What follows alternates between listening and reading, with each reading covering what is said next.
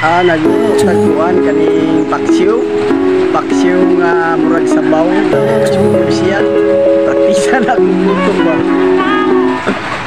kabalo lang sa pagkatilaw laki nag-ayon mangaon karon okay takang na natong padulong ni taon-taon sigaan man kaunon kayo dapat yung maiso pagbagong merienda ni so kayo mga chicken ani mga lods mga unta-unta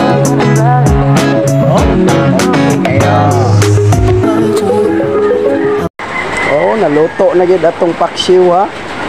Gamay na lang kayo kulang. Ako lang sa aming pakuanon para lami kayo. Kahuman ani, ready na to rumble ang mga chikiting ani. Mo ning tirada sa pagluto sa paksiw nga pinaktisan mo ni gitawag og paksiw nga practice. Akong mais po dolo, ready to eat na ni. Kaon na yun niron, taon-taon yung maisa ni. Impas yun yung mais. Pero ang kaning isda, pampanihapon rin ni. Kay para tipid-tipid, kay mahal kayo ron. Hindi kayo mo doot og kaon sa tipid ginagmay, kay krisis ang panahon.